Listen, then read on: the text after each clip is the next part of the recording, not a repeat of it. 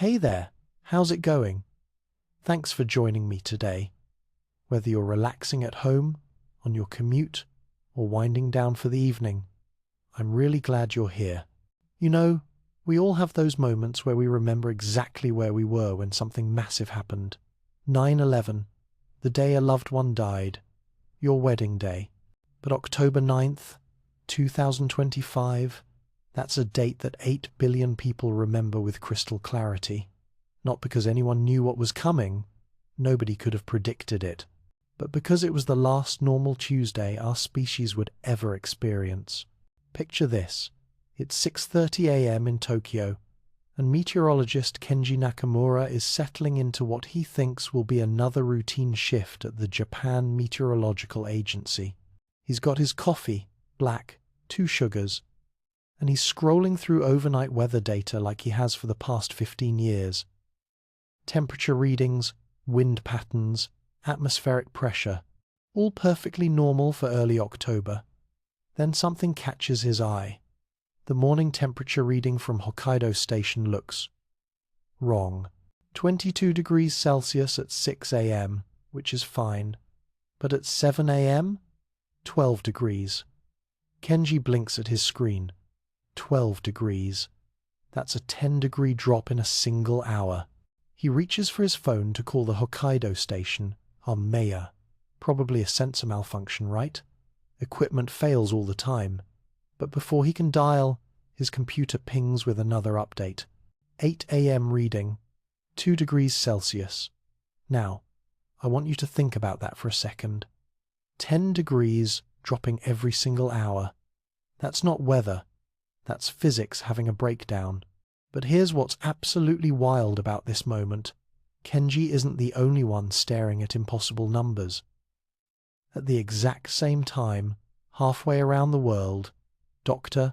Sarah Okonkwo is having her own crisis of disbelief at the Nigerian Meteorological Agency in Abuja. She's watching temperatures in Lagos plummet from 34 degrees to 24 in a single hour. In Mumbai, where it's supposed to be pushing 37 degrees, weather specialist Raj Patel watches his instruments register 27 degrees at 9 a.m. local time. By 10 a.m., 17 degrees.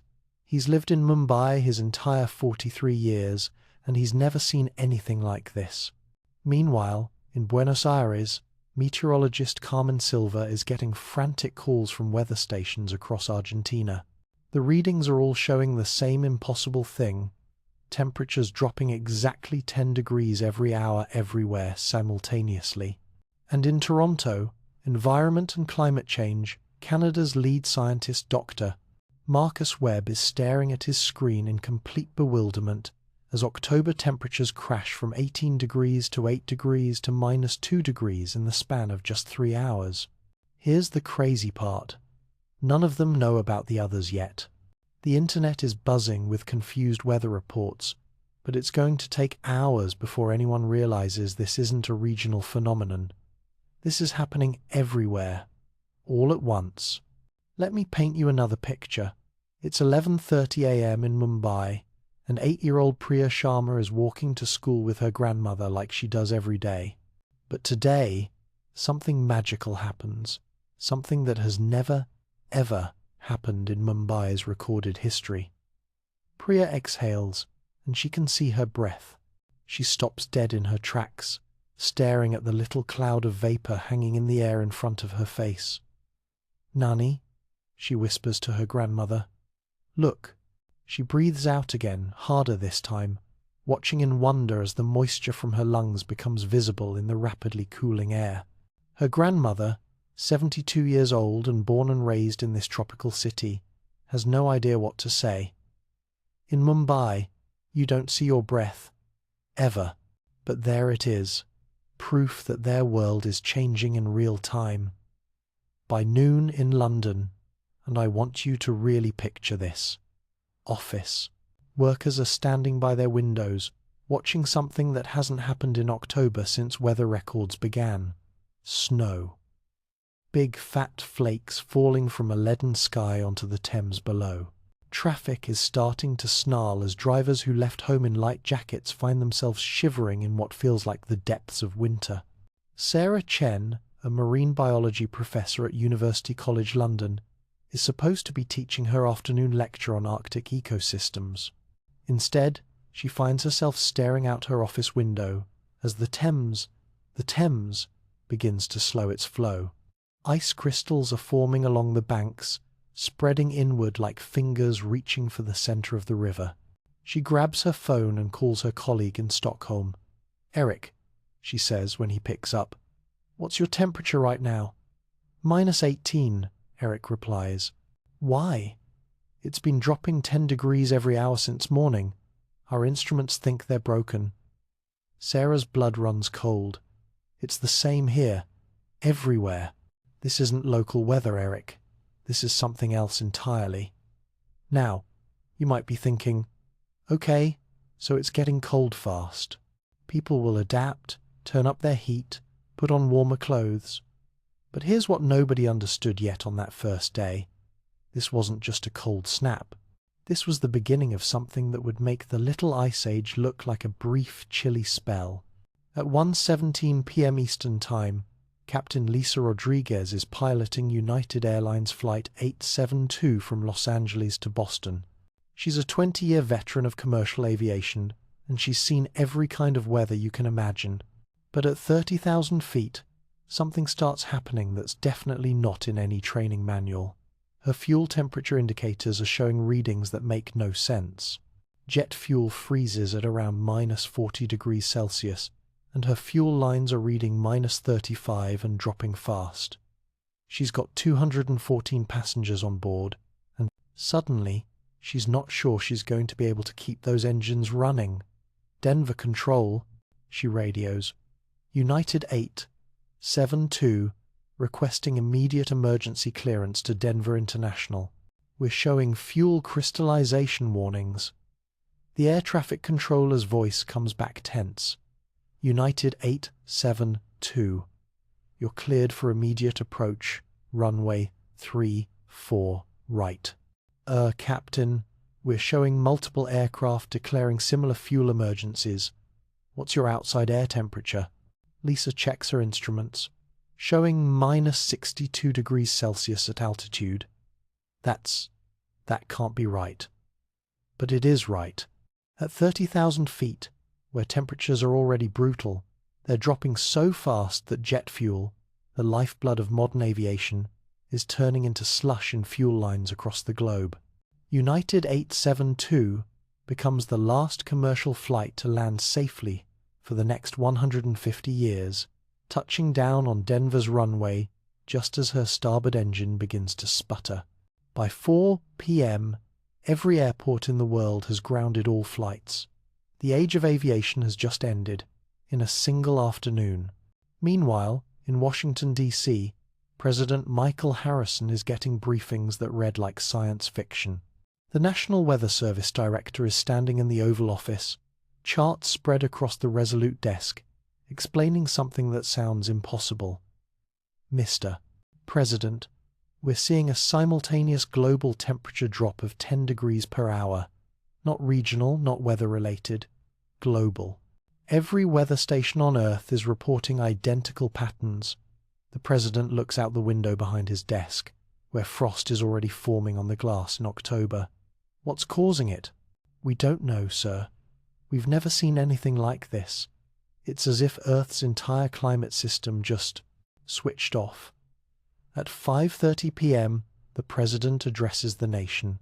But here's what makes this moment so surreal. As he speaks, you can actually watch frost spreading across the windows behind him, in real time, on live television. The leader of the free world standing in front of windows that are icing over as he tries to reassure a terrified nation that everything will be okay. "My fellow Americans," he says, his breath just barely visible in the increasingly cold Oval Office. "We are facing an unprecedented weather event. I want to assure you that every resource of the federal government is being mobilized to understand and respond to this situation." But even as he speaks, His science advisors know they're racing against time to figure out something that defies everything they understand about how climate works. And then, at exactly 6:17 p.m. Eastern Time, something happens that changes everything. At the Mauna Loa Observatory in Hawaii, oceanographer Dr.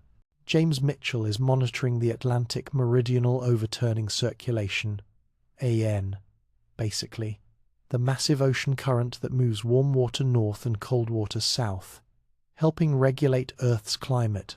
For decades, scientists have worried about what would happen if this current system collapsed. They've run models, studied ice cores, debated the possibilities. The consensus was that if it ever failed, it would happen gradually, over years or decades, giving humanity time to adapt. Dr. Mitchell watches his instruments as the unthinkable happens in real time. The current system that has regulated Earth's climate for thousands of years simply stops. Not slowly, not gradually. At 6:17 and 23 seconds p.m. Eastern Time, the Atlantic Meridional Overturning Circulation dies. "Oh God," he whispers, staring at readouts that show zero flow. "It's gone. The whole system just stopped." This is the moment, 6:17 p.m. on October 9th, when the global temperature drop stops being a mysterious weather event and becomes a climate catastrophe. Without that massive ocean current moving heat around the planet, Earth's climate system begins shutting down like a massive engine suddenly deprived of oil. Now, imagine you're Maria Santos, a restaurant owner in Sao Paulo. It's 8 p.m. and you're trying to serve dinner to your regular customers, but everyone's talking about the same thing, the temperature. It's dropped from 28 degrees this morning to minus 12 degrees now. Minus 12! In Sao Paulo! Your customers are huddled around the space heaters you desperately pulled out of storage. Your regular customer, old Mr. Fernandez, is sitting at his usual table, wearing 3 sweaters. "Maria," he says, "I was born in this city 78 years ago. I've never been cold in Sao Paulo. Never." You want to reassure him, but honestly, you're scared too. This isn't weather anymore. This is something else entirely. By 10 p.m., the internet is exploding with videos and photos from around the world. The Sahara Desert covered in snow, palm trees in Miami encased in ice, the Sydney Harbour Bridge with icicles hanging from its steel cables. These aren't photoshopped images or movie special effects. This is really happening. Social media is a mix of wonder, terror, and disbelief. Ice Age is trending globally. People are posting videos of themselves making snowballs in places where snow has never fallen. Kids in Bangkok are having their first snowball fight. It would be magical if it weren't so terrifying. Dr. Chen, back in London, is one of the first to piece together what's really happening. She's been tracking ocean temperature data all day, and the pattern is becoming clear. The ocean currents haven't just slowed, they've stopped completely. Without the ocean's ability to move heat around the planet, everywhere is rapidly approaching the same temperature, the temperature of space. At 11 p.m., she publishes a brief paper online that gets shared around the world in minutes. The collapse, evidence for complete thermohaline circulation, failure and implications for rapid global cooling. The scientific language is dry, but the conclusion is terrifying. Earth's climate system has suffered a complete failure, and temperatures will continue dropping until they reach a new equilibrium. That equilibrium, according to her calculations, is somewhere around minus 50 degrees Celsius. And then midnight arrives. October 10th, 2025 begins with global temperatures that have dropped 40 degrees in 18 hours. 40 degrees. To put that in perspective, that's more than the difference between a pleasant spring day and the inside of your freezer. In New York City, the Hudson River is starting to freeze for the first time in recorded history. In Cairo, frost covers the pyramids. In Singapore, just 1 degree north of the equator, the The temperature has dropped to -8 degrees Celsius. Kenji, our meteorologist in Tokyo, is still at his station 18 hours later, documenting what might be the most important weather data in human history. At midnight local time, Tokyo hits -28 degrees Celsius in October. His final log entry for the day reads simply, October 9th, 2025 will be remembered as the day Earth's climate died. What happens next is anyone's guess. But Kenji is wrong about one thing. This isn't the day Earth's climate died. This is the day Earth's climate transformed into something completely new. Something that will reshape every continent, every ocean, and every living thing on the planet.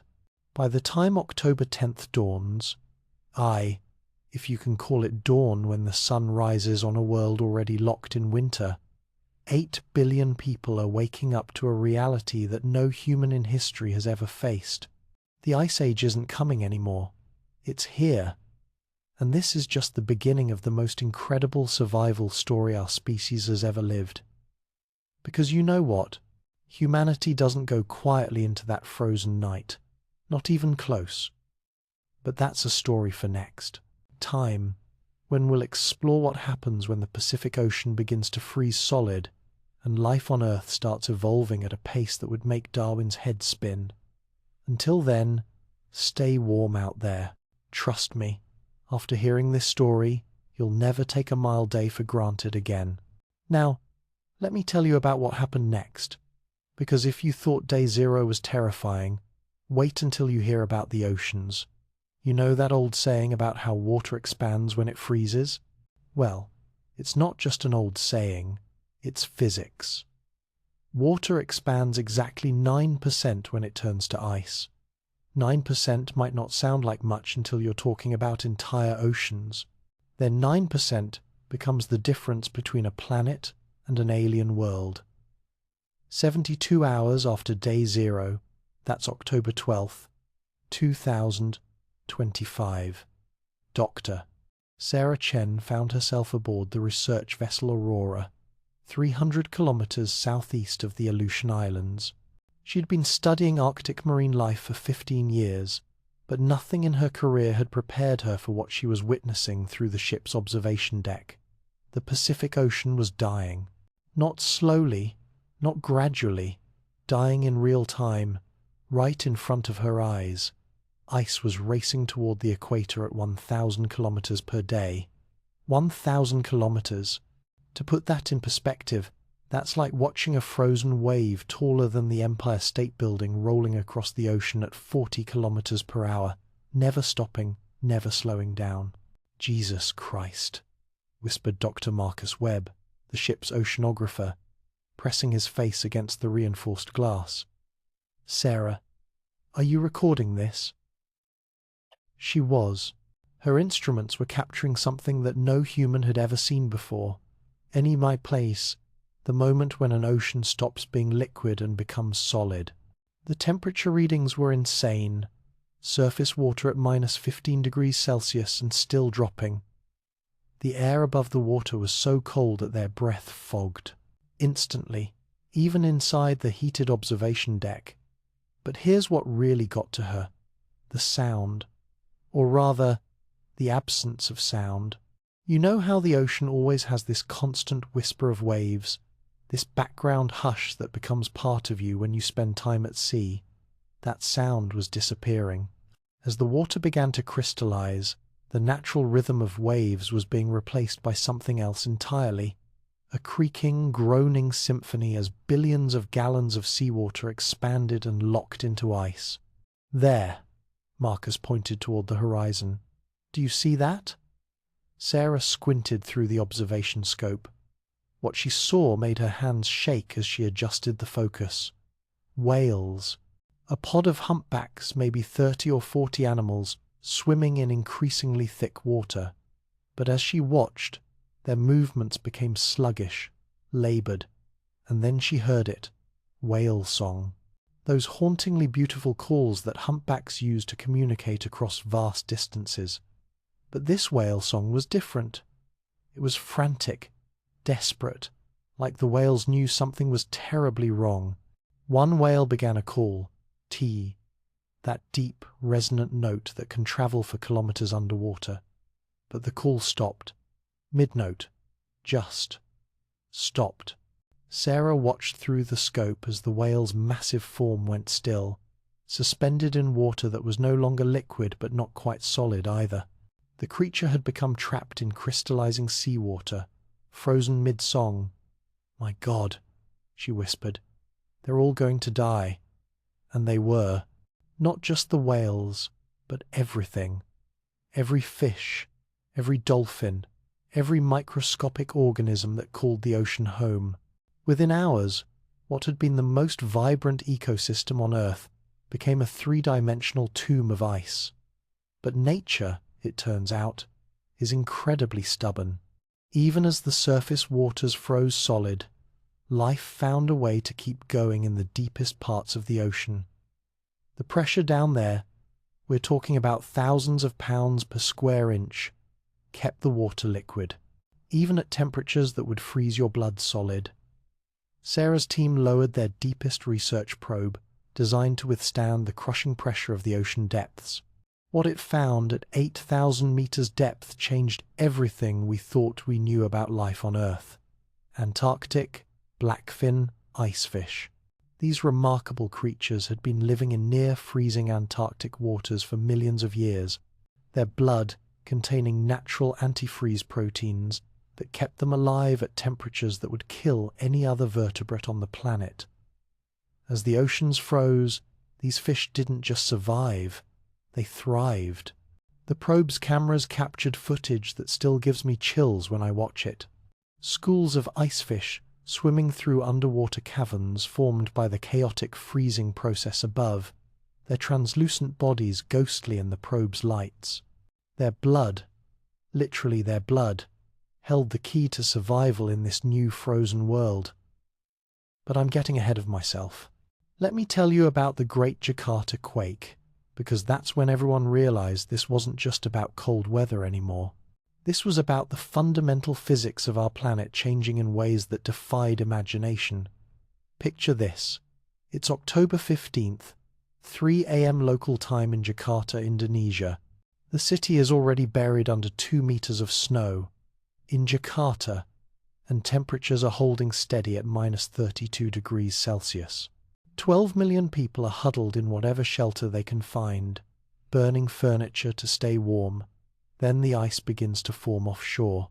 Not just surface ice, massive ice sheets extending down hundreds of meters into the Java Sea.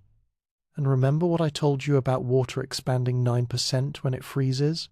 Well, when you're talking about the volume of water in an entire sea, 9% expansion creates forces that can literally move mountains. Dr. Indira Sari, a seismologist at the University of Indonesia, was monitoring the situation from her backup, generator-powered office when her instrument started going crazy.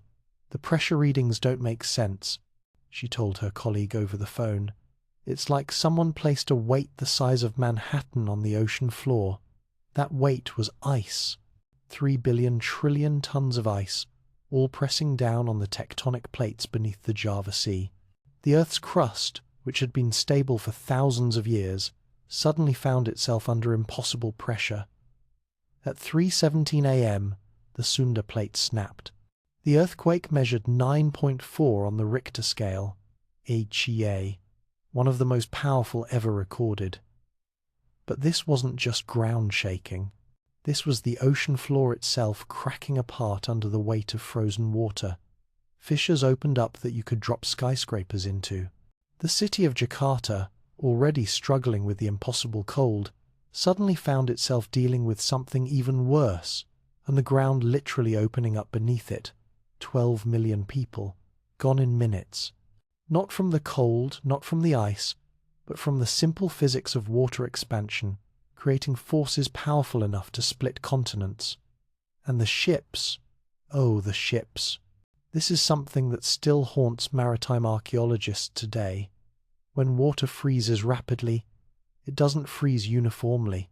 It freezes in layers, in chunks, in chaotic patterns that create enormous pressure differentials.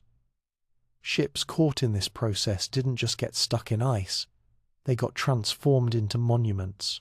The container ship Ever Given, you might remember it got stuck in the Suez Canal a few years back, was caught in the rapidly forming ice off the coast of Egypt. As the water around it froze and expanded, the immense pressure literally lifted the ship out of the water.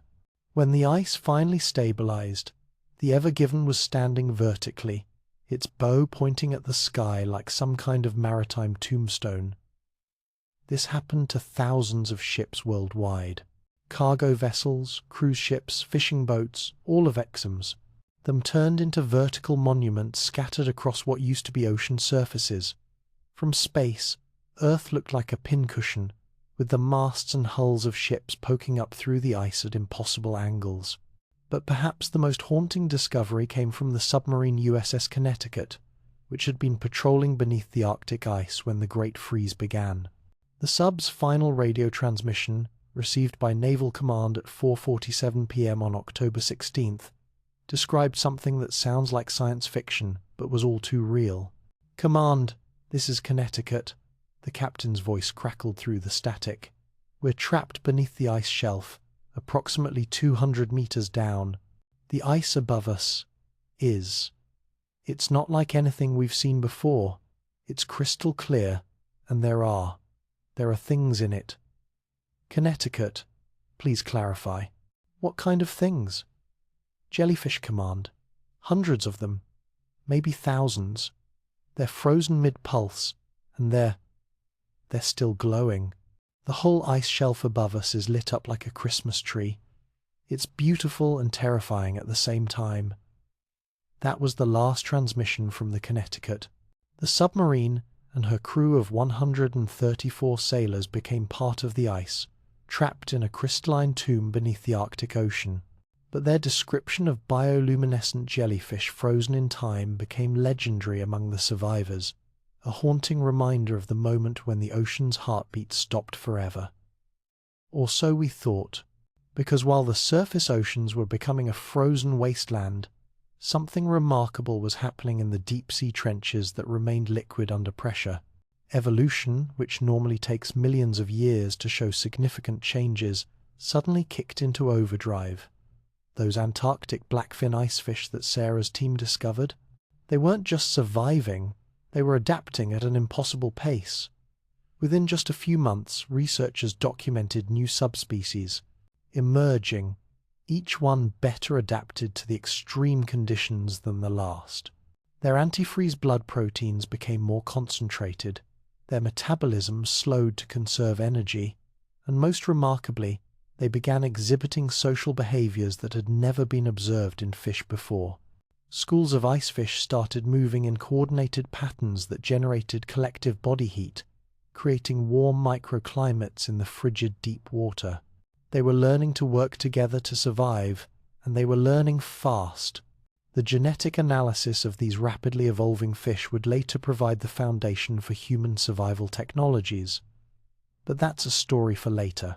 For now, what mattered was that life, stubborn, incredible, adaptable life, was refusing to give up, even as the planet transformed into something unrecognizable. By the end of the first month, 97% of Earth's ocean surface was frozen solid. The Pacific, the Atlantic, the Indian Ocean, all of them locked in ice that extended down hundreds of meters in some places, kilometers in others. The remaining 3% of liquid ocean existed only in the deepest trenches, where pressure kept water liquid even at temperatures that would turn your coffee into a block of ice. But even as the oceans died, something incredible was beginning in the depths below. Evolution was about to go into the fastest, most desperate sprint in the history of life on Earth.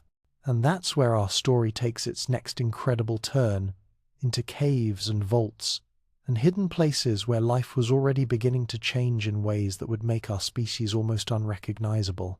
Let me tell you about what happened when life realized it had to evolve or die, and chose to evolve faster than anyone thought possible. By November 2025, just a month after day zero, The surface of Earth had become an alien landscape. Average global temperatures had stabilized at -48 degrees Celsius. To put that in perspective, that's colder than the South Pole in the middle of winter. Everywhere, all the time. Most life on the planet should have died. Most of it did die. But here's what's incredible about evolution. When survival becomes impossible under normal rules, life finds a way to rewrite the rules entirely. Dr. Elena Rodriguez was part of the first research team to document what became known as the Yellowstone Miracle. 3 weeks after day zero, when the world was still trying to figure out how to survive in a permanently frozen planet, her team was exploring the cave systems beneath Yellowstone National Park, looking for any sign of surviving wildlife. What they found changed our understanding of evolution forever.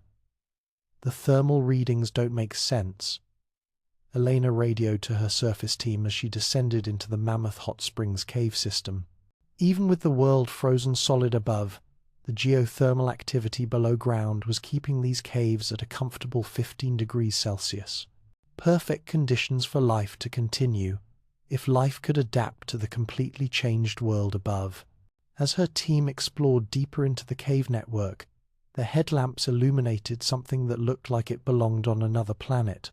The cave walls were covered in what appeared to be moss, but moss unlike anything in the scientific literature. This moss was generating its own heat. "Elena, are you seeing this?" whispered Dr. James Chen, the team's microbiologist, as he took samples of the strange growth. "This organism is registering 18 degrees Celsius. It's 3 degrees warmer than the ambient air temperature." Further analysis revealed that these weren't just plants anymore. They weren't just animals either. They were something completely new. Hybrid organisms that combined the characteristics of both kingdoms of life. They fed on sulfur compounds from the volcanic activity, like certain bacteria, but they also photosynthesized using thermal radiation, instead of sunlight, like plants. The speed of this evolution was impossible. Under normal conditions, the kind of genetic changes they were observing should take millions of years. But these organisms were adapting in real time, generation after generation, optimizing for survival in conditions that had never existed before on Earth. "We're calling them thermophile colonies," Elena explained in her research notes. "They've somehow managed to blur the line between plant and animal, creating entirely new metabolic pathways that allow them to generate heat through accelerated cellular processes. It's like watching evolution in fast forward." But the real miracle was happening about 2,000 kilometers away, in the Arctic archipelago of Svalbard, Norway, at a facility that was never supposed to be an evolution laboratory. The Svalbard Global Seed Vault, the Doomsday Vault, you might know it as the Doomsday Vault, was designed to preserve samples of every crop species on Earth in case of global catastrophe. The vault was built deep into a mountainside, surrounded by permafrost that was supposed to keep the seeds frozen and preserved for thousands of years. But when global temperatures dropped to -48 degrees and stayed there, something unexpected started happening inside the vault. Dr. Astrid Larsen, the facility's chief botanist, was conducting routine checks when she noticed something impossible. "The seeds are germinating," she told the International Oversight Committee in a video call that still gives me chills. "I know how that sounds, but I'm looking at wheat seeds that have sprouted in conditions that should kill them instantly. And they're not just surviving, they're thriving." What was happening in the seed vault was mutation on a scale that defied everything scientists thought they knew about plant genetics. Seeds that had been dormant for years were suddenly activating dormant genes, expressing proteins that had been inactive for millions of years of evolution, and developing entirely new survival mechanisms. Rice seeds developed the ability to photosynthesize using infrared radiation. Corn kernels sprouted roots that could extract nutrients from frozen soil. Most remarkably, apple seeds began producing a natural antifreeze compound identical to the proteins found in Antarctic fish. It's as if the extreme conditions are triggering evolutionary memory, Dr. Larson explained. These plants are accessing genetic information that's been locked away for eons, adaptations their ancestors developed for conditions that haven't existed on Earth for millions of years. But plants weren't the only ones evolving at impossible speed. In research facilities around the world, scientists were documenting changes in animal life that read like science fiction. At the University of Minnesota, Dr. Sarah Kim was studying laboratory mice when she observed something that made her question everything she thought she knew about mammalian biology. Her mice, exposed to gradually decreasing temperatures to simulate the global freeze, weren't just adapting, they were transforming. We started calling them glass mice, she explained to her colleagues. Their bodily fluids are entering a state of vitrification, essentially becoming glass-like rather than freezing solid. It prevents ice crystal formation that would normally kill cells. These mice were essentially learning to become living ice sculptures, their bodies entering a state that was neither fully alive nor dead, but something completely new. They could survive temperatures that would kill any normal mammal, slowing their metabolisms to almost nothing while maintaining basic cellular functions. But the most incredible discovery was happening in what remained of the Amazon rainforest. The Amazon, once the lungs of the planet, had become a crystallized wasteland of frozen trees, or so everyone thought. Dr. Maria Santos, an ethnobotanist who had been working with indigenous tribes in the region for 20 years, received a radio call that changed everything. Carlos, a member of the Kayapo tribe who had managed to survive in underground shelters, was reporting something impossible. The trees, he said in Portuguese, his voice crackling over the shortwave radio. Some of the trees are still alive. They're warm. Maria's team made the dangerous journey into the frozen Amazon, and what they found there rewrote the textbooks on plant biology. Scattered throughout the crystallized forest, certain trees were not just alive, they were thriving. Their bark was warm to the touch, melting the ice around their trunks. These trees had somehow learned to photosynthesize using thermal radiation instead of sunlight. Their leaves, black as coal now, were absorbing heat from their own metabolic processes and using it to power photosynthesis. They were creating their own little microclimates of warmth in the frozen wasteland. "It's impossible," Maria whispered as she placed her bare hand against the trunk of a Brazil nut tree that registered 22 degrees Celsius surface temperature. "Plants can't just switch their energy source like this. It should take millions of years of evolution." But there it was, happening right in front of her eyes. Life finding a way to continue even when every rule of biology said it should be impossible. And then there were the children. This is perhaps the most incredible part of the story, because human beings, supposedly the pinnacle of evolution, were changing too. Not the adults, who were too set in their biological ways to adapt quickly, but the children, especially those born after day zero, were showing adaptations that seemed to come straight out of evolutionary fantasy. Dr.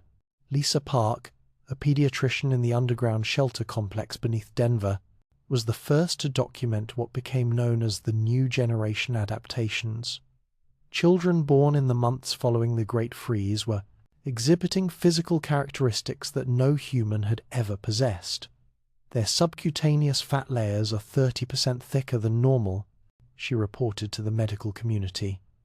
Their metabolisms are running 25% higher than baseline, and most remarkably, they seem to have developed an enhanced ability to sense temperature variations as small as 1/10 of a degree. These children were being born already adapted to their frozen world.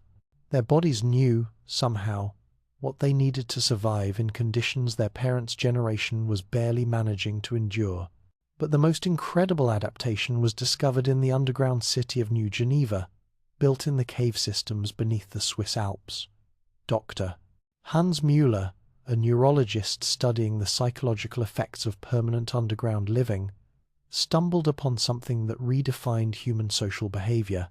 Groups of people, not families, but random collections of individuals, were spontaneously entering states of synchronized hibernation. Their metabolisms would slow simultaneously, their body temperatures would drop in perfect coordination, and they would share warmth in ways that went beyond anything in human evolutionary history.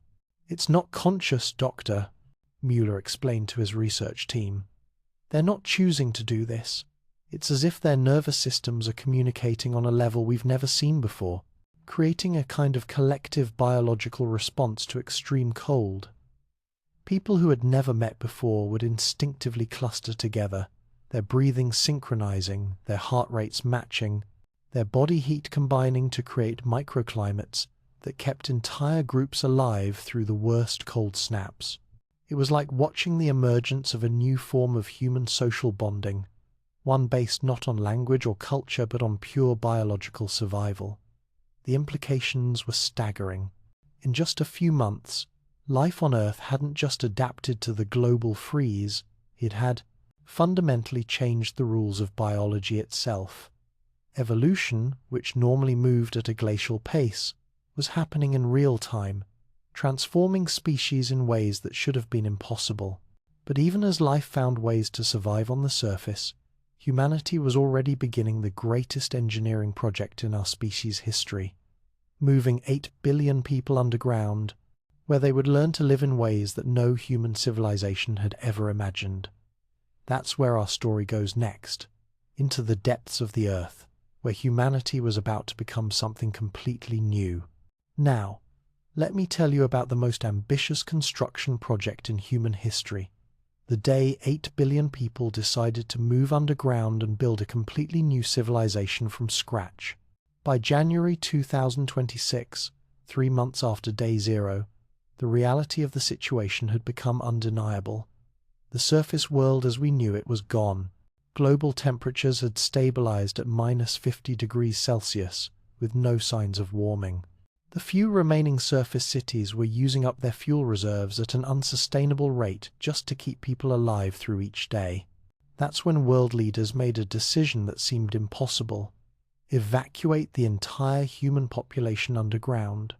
The Great Descent began on February 15th, 2026. Picture this: organized mass migrations like nothing in human history. But instead of moving across land, people were moving down, deep down into the Earth itself, where geothermal energy and the planet's natural heat could keep them alive. The logistics were mind-boggling.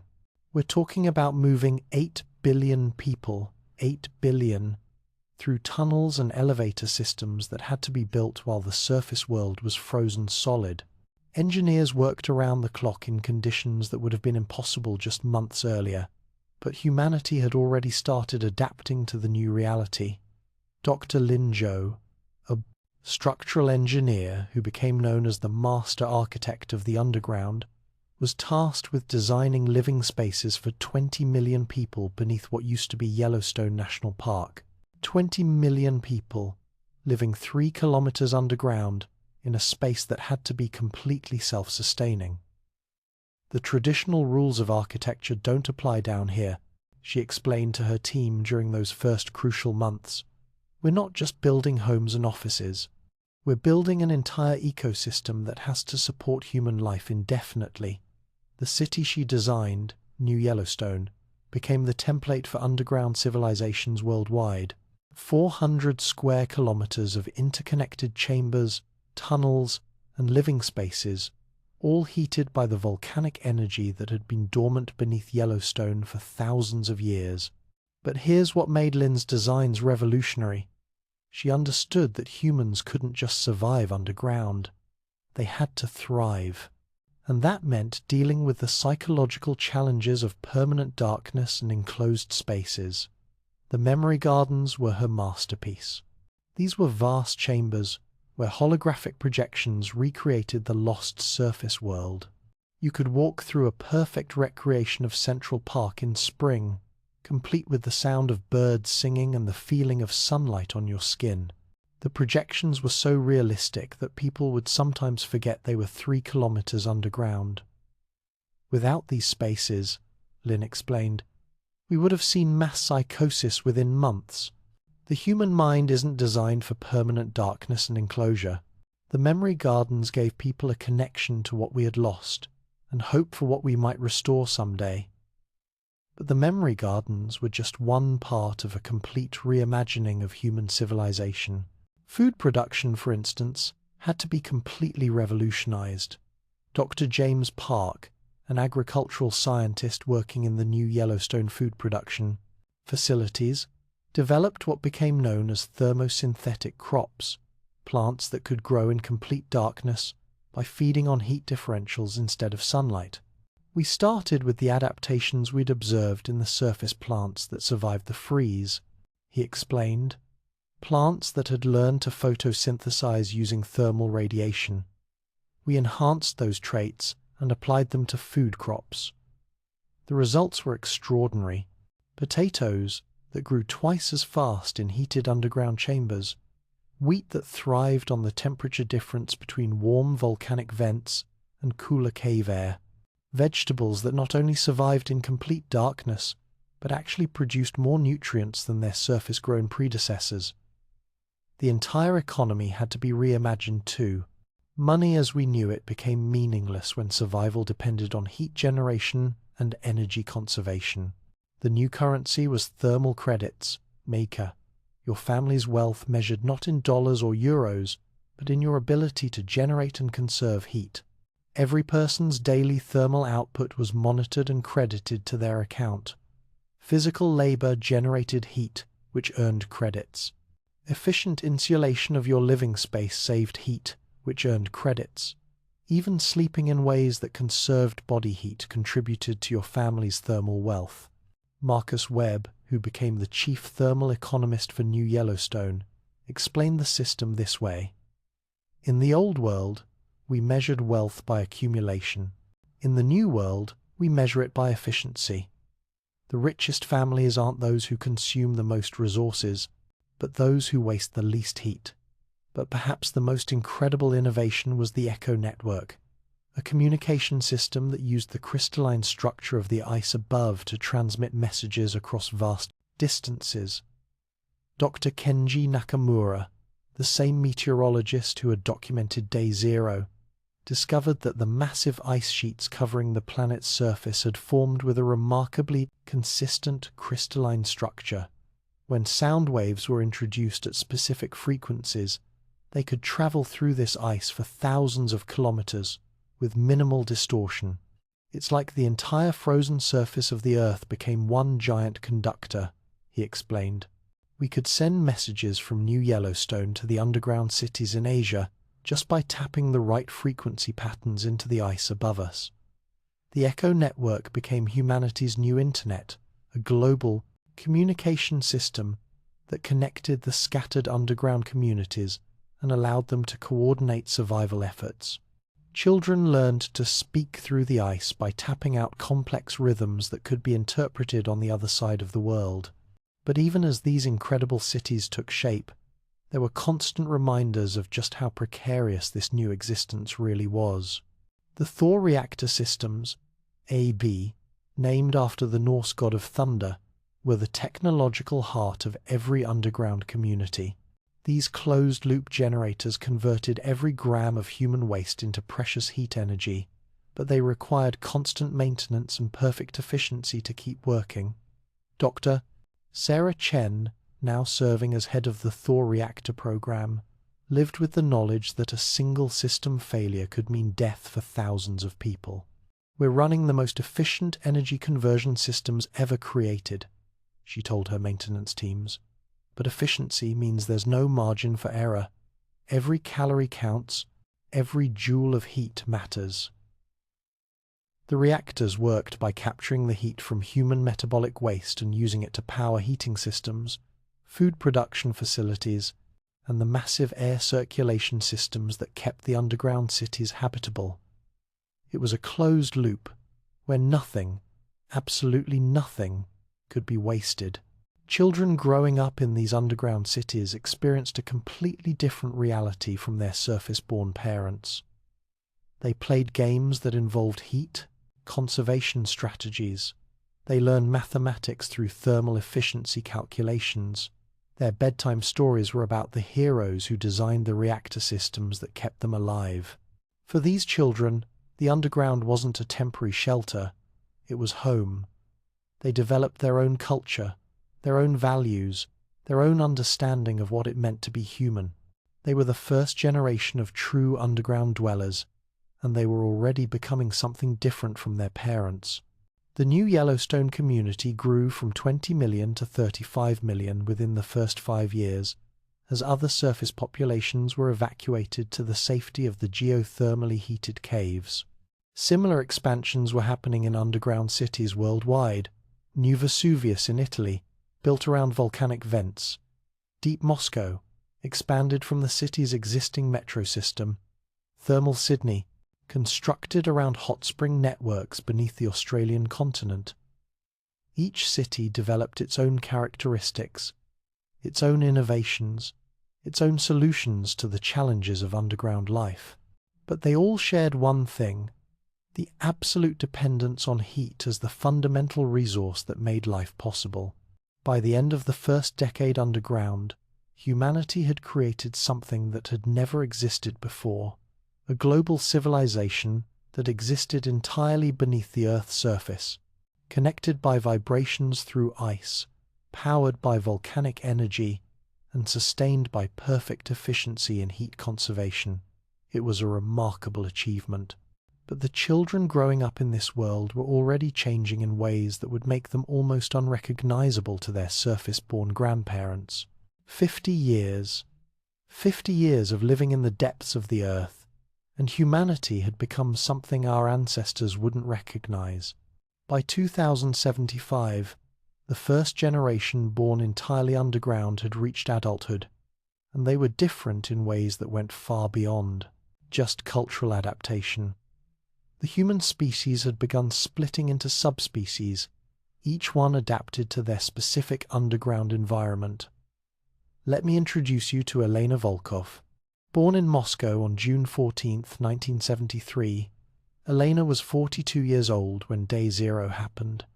She remembered blue skies and warm summers and the feeling of rain on her face. She was among the first wave of settlers in deep Moscow, one of the underground cities built in the expanded metro tunnel system, heated by carefully managed geothermal taps. Now, at the age of 102, Elena was considered one of the precious memory keepers, those who remembered life before the freeze and could describe it to the younger generations. But even she sometimes wondered if her memories were real, or just dreams her mind had created to cope with a reality too harsh to bear. Her grandson, Kai Volkov, was born in the underground in 2057. He was 18 years old now, and to him, Elena's stories of blue skies and green trees sounded like fairy tales.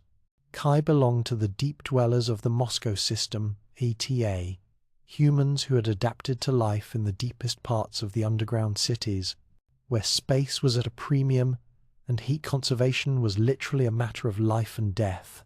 His eyes were 30% larger than his grandmother's, evolved to collect every possible photon from the bioluminescent lighting systems.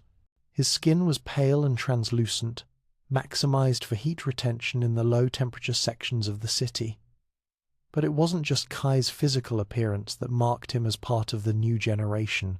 He spoke New Thermal, a language that had evolved from the necessity of communicating efficiently about temperature, heat flow, and energy conservation. "Grandmother," he said to Elena one day, as they sat in the memory garden watching holographic projections of a Moscow summer that no living person had experienced. "Tell me again about the Serv. Heat tide of your youth. Heat tide." There was no word for summer in New Thermal, because the concept of seasons had become meaningless. Instead, they had words like heat tide for periods of higher energy availability, cold sink for times when heat conservation became critical, and thermal flow for the patterns of warmth that moved through the underground systems. Elena smiled sadly. "We called it summer, Kai. It happened every year when the earth tilted toward the sun and everything became warm without any effort from us." To Kai, this sounded impossible. Heat that wasn't carefully generated and conserved and rationed? It was like describing magic.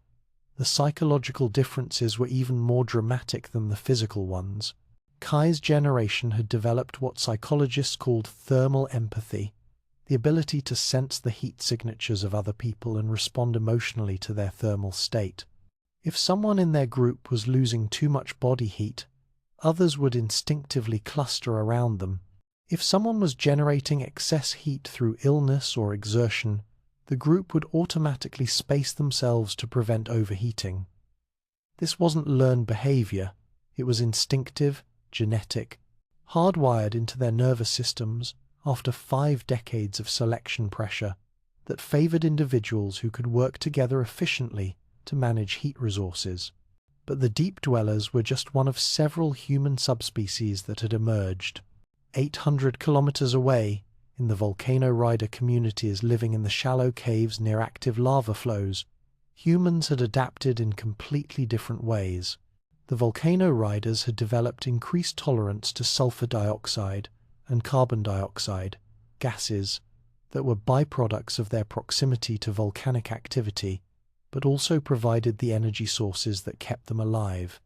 Their lung capacity was 20% larger than baseline humans, and their blood chemistry had adapted to process higher concentrations of volcanic gases. Marcus Santos, a third-generation Volcano Rider living near Mount Vesuvius, could work comfortably in atmospheric conditions that would kill a surface human in minutes. His community had learned to read the subtle signs of volcanic activity, predicting heat surges and gas emissions with an accuracy that saved lives daily. "The mountain speaks to us," he explained to a visiting researcher from the Deep Moscow community. "You learn to feel its moods, its rhythms. When the sulfur scent changes slightly, we know we have 6 hours before a heat surge. When the ground vibrations shift frequency, we know to move to the deeper chambers." But perhaps the most remarkable adaptation was seen in the ice walkers, nomadic surface tribes who had somehow learned to survive brief excursions onto the frozen surface. These weren't just cultural adaptations, but actual genetic changes that allowed humans to function in the -50-degree surface environment for short periods. Dr. Yuki Tanaka, one of the few researchers brave enough to study the ice walkers, documented human beings who had developed subcutaneous fat layers 40% thicker than normal, blood chemistry that prevented cellular damage from extreme cold, and most remarkably, a form of controlled hypothermia that allowed them to slow their metabolisms during surface travel. "They're not fully human anymore," she wrote in her research notes. "Not in the traditional sense. They're what humans become when survival requires changes that happen faster than normal evolution allows." The ice walkers had also developed the most sophisticated understanding of the surface world. They mapped the ice formations, located resources that had been preserved in the freeze, and served as scouts for the underground communities. Their knowledge of surface navigation using ice landmarks and thermal signatures was passed down through oral traditions that had become as complex as any religious text. But it wasn't just physical evolution that was changing humanity. The psychological and social structures of underground life had created entirely new forms of human organization. Religious movements flourished in the darkness, but they bore little resemblance to the faiths of the surface world. The thermists worshipped heat as the divine essence of life, developing elaborate rituals around the maintenance of reactor systems and the conservation of thermal energy. Their prayers were mathematical equations describing heat transfer, and their highest sacrament was the sharing of body warmth with strangers. "Heat is the presence of God," explained thermal priest Maria Santos during a service in New Vesuvius. "Cold is the absence of the divine. Our purpose is to generate warmth and share it with all living things." The cryonauts, on the other hand, believed that the Great Freeze was humanity's cocoon stage, DT, a necessary transformation that would eventually allow the species to become capable of surviving in the cold depths of space. They saw the underground cities not as shelters, but as training facilities for humanity's destiny as a spacefaring civilization. "We are being prepared," insisted cryonaut philosopher Dr. James Kim. "The freeze is teaching us to survive in environments where no natural life can exist.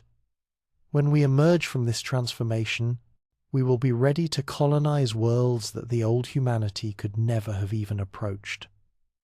Art and music evolved too, adapted to the constraints and possibilities of underground life.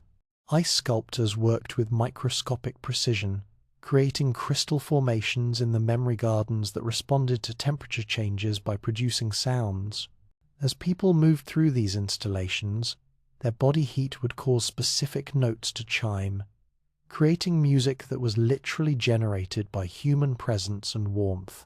Musicians composed symphonies for instruments made from different ice densities. Each type of ice, formed under different pressure and temperature conditions, produced its own range of tones when struck or vibrated. A full orchestra might include percussion instruments made from surface ice, wind instruments carved from deep-pressure ice, and string instruments using fibers frozen at specific temperatures to achieve the desired pitch. The children born into this world didn't see it as strange or limited. To them, the underground cities were vast and full of possibility. They competed in thermal efficiency games, measuring who could maintain body temperature most effectively while performing complex tasks. They created art from heat signatures, using their enhanced thermal vision to paint pictures that existed only as temperature variations in space. Most remarkably, they had developed forms of social bonding that went beyond anything in previous human cultures. Groups of young people would enter collective hibernation states during the coldest periods, their nervous systems synchronizing to share resources and provide mutual comfort. These thermal bonds often lasted for life, creating social units that were more than families but less than communes, something completely new in human social organization. Elena Volkov watched her grandson and his thermal-bonded group preparing for their monthly deep hibernation, and she marveled at how different they were from anything she remembered from the surface world. They moved together like a single organism, each person instinctively responding to the thermal needs of the others, sharing not just warmth but some deeper form of consciousness that she could barely comprehend. "Grandmother," Kai said as he prepared to join his bonding group, "do you miss the surface world?" Elena considered the question carefully. The honest answer was complicated. She missed the sun and the sky and the feeling of unlimited space above her head. But watching Kai and his generation, she saw something that the surface world had never achieved, a form of human cooperation and efficiency that went beyond anything in their species' history. "I miss it," she said finally, "but I'm proud of what you've become." And she was. These weren't diminished humans hiding from a hostile environment. These were enhanced humans, adapted to thrive in conditions that would have killed their ancestors. They were the next step in human evolution, and they were just getting started.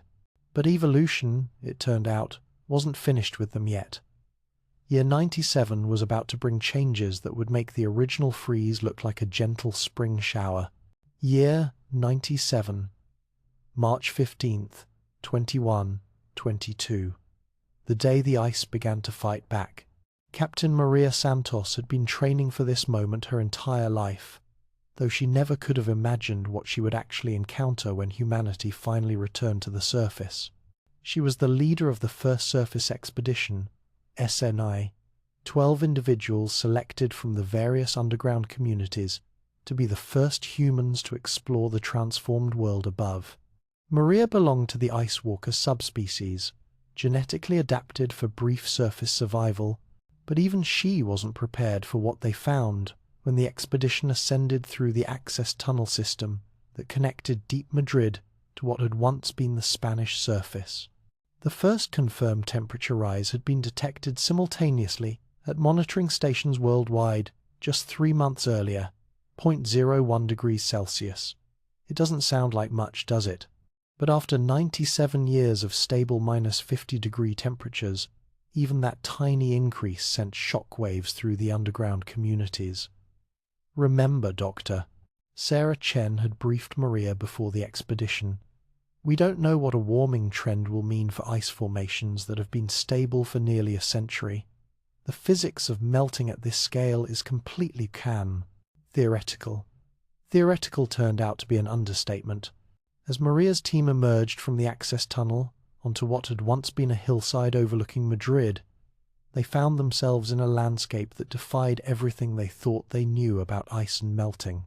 This wasn't the gentle spring thaw that Elena Volkov's generation remembered from the old world. This was violent, chaotic, and absolutely terrifying. "Base camp, this is Surface Team 1, Maria radioed back to the underground monitoring station. "I'm looking at. I don't even know how to describe this. The ice isn't just melting, it's exploding." What she was witnessing was the catastrophic failure of ice formations that had held billions of gallons of trapped water for nearly a century. As temperatures rose, even by fractions of degrees, the internal pressure of these ice dams became unstable. When they failed, they didn't trickle or flow.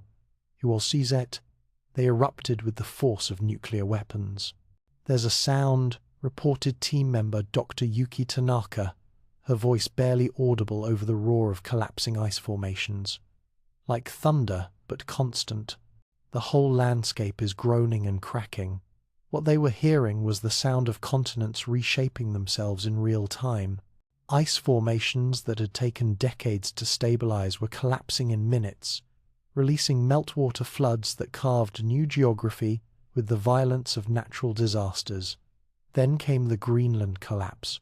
On March 20th, a piece of ice the size of Texas, Oslos, literally the size of Texas, broke free from what had once been the Greenland ice sheet.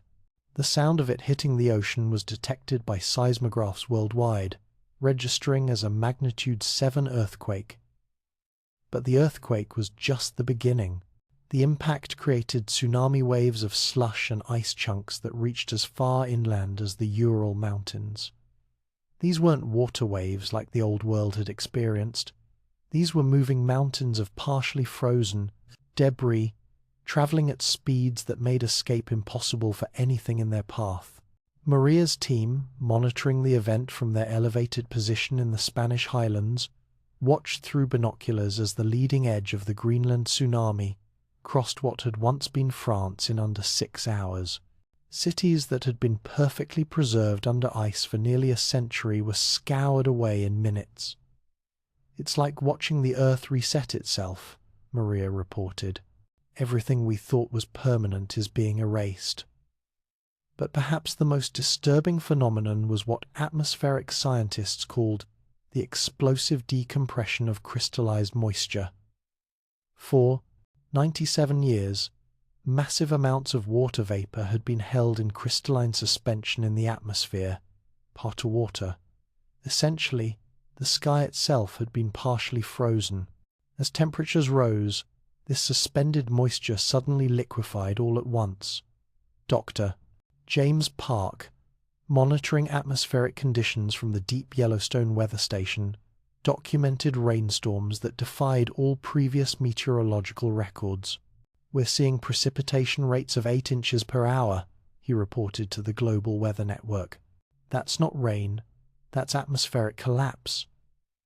These weren't gentle showers, but torrential downpours that turned the landscape into rivers of mud and debris. The ground, which had been frozen solid for nearly a century, couldn't absorb the sudden influx of liquid water. Everything became runoff, creating flood conditions that made the ancient biblical flood stories seem minor by comparison. And then there were the permafrost explosions. Picture this.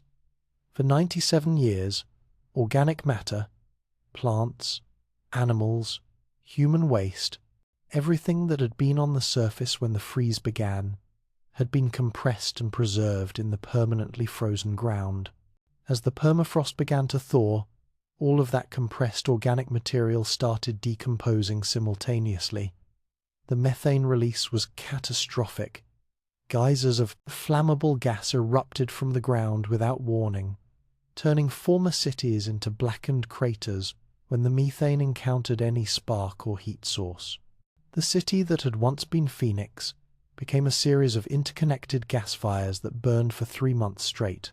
Maria's team documented these methane eruptions from what they considered a safe distance, but even from kilometers away, they could feel the heat from the burning landscape.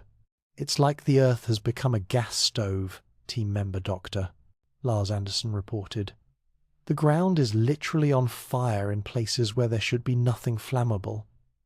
But amid all this chaos and destruction, the team made discoveries that revealed the true scope of what the planet had become during the freeze.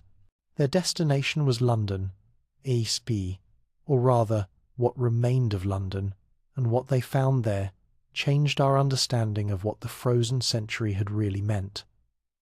London had been entombed in a glacier, not covered by ice, entombed in it like an insect preserved in amber. The entire city, from the Thames to the northern suburbs, had been encased in crystal-clear ice that had formed slowly enough to preserve everything in perfect detail. "Base camp," Maria radioed, her voice filled with wonder and horror. "I'm standing on what used to be Westminster Bridge, looking down at the Houses of Parliament through 50 meters of clear ice. Everything is perfectly preserved. I can see individual newspapers on park benches. There are people, base camp, frozen people, still sitting at cafe tables like they're waiting for their order." The city had become a museum, a perfect snapshot of the moment civilization stopped. Through the clear ice, they could see double-decker buses frozen mid-route, their passengers still visible in the windows. Shop displays were perfectly preserved, mannequins modeling fashions from 2025 still posed behind frozen glass. But London was just the beginning. As the team, they travelled across the transformed European landscape. They discovered that different cities had been preserved in different ways, creating a vast archaeological record of how the freeze had affected different regions. Paris had been preserved under layers of different ice types, creating a stratified record of the freeze's progression. They could see through the ice layers like reading the rings of a tree, each layer representing a different stage of the catastrophe. Berlin had been twisted and crushed by the pressure of advancing ice sheets, creating a landscape of debris that looked like abstract art on a city scale. Buildings had been folded and compressed into impossible shapes, metal and concrete twisted together in ways that defied physics. But the most disturbing discovery was in New York. The team's final destination was the former site of Manhattan, and what they found there challenged everything they thought they understood about ice formation and pressure. The island had been transformed into something that looked more like an alien landscape than anything terrestrial. The Statue of Liberty stood at a 45-degree angle, tilted by ice pressure but somehow still intact. The Empire State Building had been compressed to half its original height, but expanded to twice its original width, creating a structure that looked like it had been squeezed in a giant vice. Central Park was a maze of ice formations that had lifted trees and pathways into vertical arrangements, creating a 3-dimensional garden that extended hundreds of meters into the air. The ice formations were so complex that they created their own weather patterns, with wind currents and temperature differentials that followed no natural law. "The physics here don't make sense," reported Dr. Tanaka as she documented the Manhattan anomalies. "It's as if the ice developed its own structural logic, independent of gravity and pressure. Some of these formations are architecturally impossible." What they were seeing was the result of nearly a century of ice formation under conditions that had never existed before on Earth. The ice hadn't just frozen water, it had created new forms of matter, new structural possibilities that conventional physics couldn't explain. As the team completed their survey and prepared to return underground, they realized they weren't just documenting the aftermath of the Great Freeze. They were documenting the birth of a new world, one where the rules of physics, geography, and even time itself had been fundamentally altered. The violent spring wasn't just the end of the frozen century, It was the beginning of something even more extraordinary, the emergence of a planet that was no longer quite Earth, inhabited by a species that was no longer quite human. 150 years. A century and a half since day zero, and Elena Volkov's great-great-granddaughter Amara Okonkwo stood at the dedication of the monument to the frozen century, her hand resting on ice cores that told the story of humanity's greatest transformation. The world that emerged from the violent spring bore little resemblance to the planet that had frozen in 2025. The new coastlines had stabilized 500 meters higher than the old ones, turning Denver into a coastal city and creating an inland sea where the Amazon rainforest used to grow. The eastern seaboard of North America existed now only in the memory gardens of the underground cities, permanently submerged beneath the elevated oceans. But this wasn't a story of loss anymore. This was a story of transformation, of a species and a planet that had become something unprecedented in the history of life on Earth. Amara herself represented everything humanity had become. At 28 years old, she stood nearly 2 meters tall, the new human average, optimized for heat retention and efficient movement through the vertical cities that had become humanity's preferred architecture. Her skin maintained a constant 38 degrees Celsius even in ambient temperatures that would have killed her ancestors, and her eyes could perceive infrared radiation as clearly as her great-great-grandmother had seen visible light. But it wasn't just her physical characteristics that marked her as part of the new humanity. Amara thought differently, processed information differently, related to other humans in ways that the surface-born generation could barely comprehend. She was part of a thermal-bonded pod of 12 individuals who shared not just living space and resources, but consciousness itself, on levels that neuroscientists were still trying to understand. When one member of her pod experienced stress or illness, the others felt it as clearly as if it were happening to them. When they needed to solve complex problems, their 12 minds could literally synchronize, creating a collective intelligence that was greater than the sum of its parts. The old humans thought in terms of individuals. Dr. Sarah Chen, now 193 years old, and considered one of the great theorists of human evolution, Hev Yunai, explained to a gathering of young scholars. The new humans think in terms of networks. They don't just cooperate, they merge. The rebuilt civilization reflected these changes.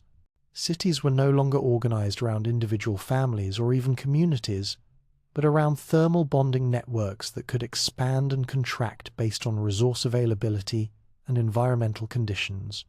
Architecture followed heat flow patterns, rather than traditional concepts of public and private space. The thermal gardens had replaced the old Amazon as Earth's primary ecosystem, but they were unlike anything that had ever existed.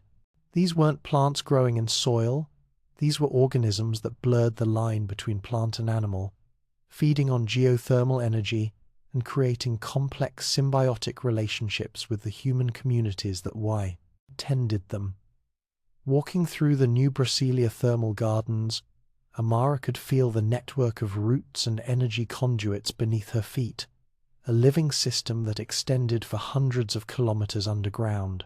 The garden plants responded to human presence, adjusting their heat output to create comfortable microclimates for their human partners. In return, human maintenance and carbon dioxide output provided nutrients that the plants needed to thrive. It's not just cultivation, explained Dr. Maria Santos, now the chief ecological designer for the South American thermal gardens. It's mutualism on a scale that evolution never developed naturally. We're creating integrated biosystems where humans and plants are essentially a single organism. Food production had evolved beyond recognition. The old concept of farming, planting crops in fields and harvesting them seasonally, had been replaced by continuous cultivation in thermal chambers, where crops grew at accelerated rates year-round. But more than that, the crops themselves had been enhanced through the same rapid evolution that had transformed humanity. Potatoes that could photosynthesize using infrared radiation, wheat that grew in perfect spirals to maximize heat absorption, fruits that ripened based on the thermal signatures of approaching humans, becoming ready to eat exactly when someone needed the nutrition they provided. Dr. James Park, descendant of the agricultural scientist who had developed the first thermosynthetic crops, showed Amara through the new Yellowstone food production facilities. "Your ancestors had to hunt and gather, then plant and harvest," he explained. "You just have to be present. The food systems respond to your thermal signature, your metabolic needs, your nutritional status. They know what you need before you do." But perhaps the most remarkable achievement was the Global Climate Defense Array, a planetary monitoring system designed to prevent another catastrophic climate collapse. The array consisted of thousands of monitoring stations, some on the surface, some in the oceans, some in orbit, all connected through the evolved ECHO network that now used the planet's electromagnetic field to transmit data instantaneously anywhere on Earth. The system could detect climate anomalies at the molecular level, identifying potential threats centuries before they could develop into dangerous conditions. More than that, it could actively intervene, using controlled heat redistribution through the thermal gardens and underground cities to maintain global climate stability. "We're not just monitoring the climate," explained Dr. Yuki Tanaka, now the chief climate architect for the Global Defense Array. "We're actively managing it. The planet's climate system is no longer natural, it's designed. We learned from the freeze that climate stability isn't something you can take for granted. Now we engineer it." The rebuilt civilization had also incorporated hard-won lessons about social organization. Cities were designed to descend underground within 72 hours if necessary, but not as emergency measures, as regular seasonal migrations that kept communities flexible and adaptive. Leadership structures were based on thermal efficiency rather than political representation, with decision-making authority flowing to individuals and groups who demonstrated the best resource management skills. The old concepts of nations and borders had been replaced by thermal zones, regions, organized around heat sources and energy flows rather than historical or cultural boundaries. Someone might be a citizen of the North Pacific Thermal Zone, with responsibilities to geothermal communities from Alaska to Japan, rather than belonging to any traditional country. But even as civilization had been rebuilt, the memory of the frozen century was preserved with reverence and precision. The monument to the frozen century stood at the geographic center of the new Geneva complex, built from ice cores that had been extracted from every major frozen site during the Great Thaw.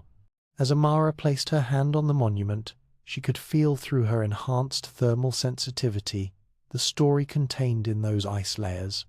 Each section represented a different year of the freeze, with temperature records, atmospheric composition, and even preserved microorganisms that told the story of life's incredible adaptability.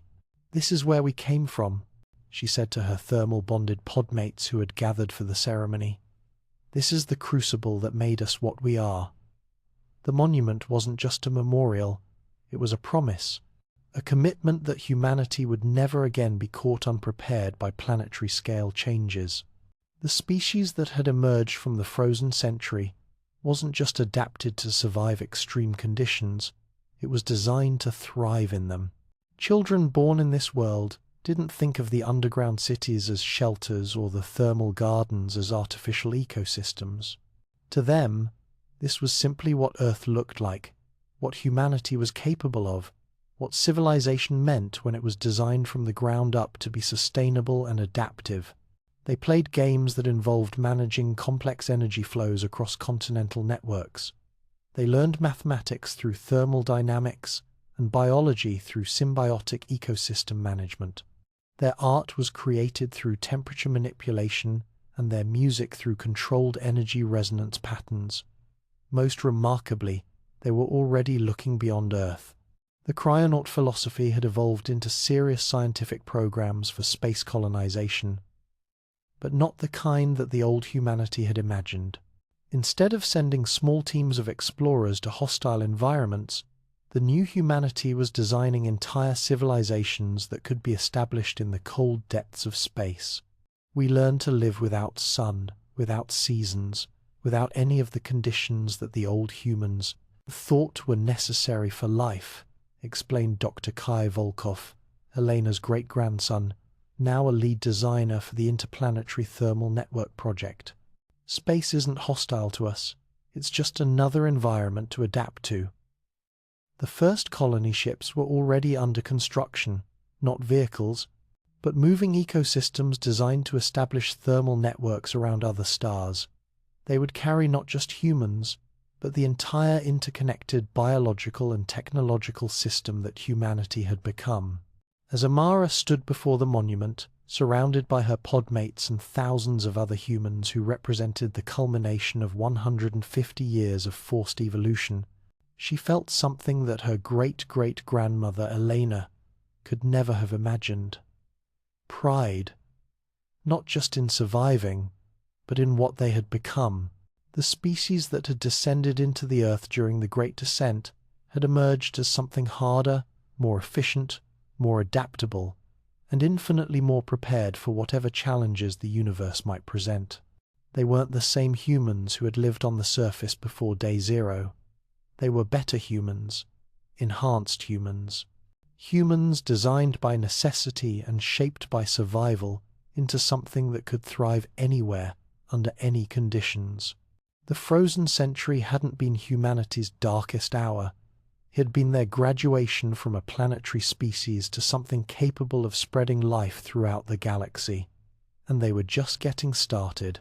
As the dedication ceremony concluded and the thermal-bonded communities began their evening energy-sharing routines, Amara looked up through the monument's crystal dome at the aurora borealis dancing across the polar sky. The old humans had seen the northern lights as a beautiful but distant natural phenomenon. To Amara, they looked like roads, pathways of electromagnetic energy that her species could follow to other worlds, carrying the gift of adaptive life to planets that had never known the touch of consciousness. The great freeze was over. The great expansion was about to begin.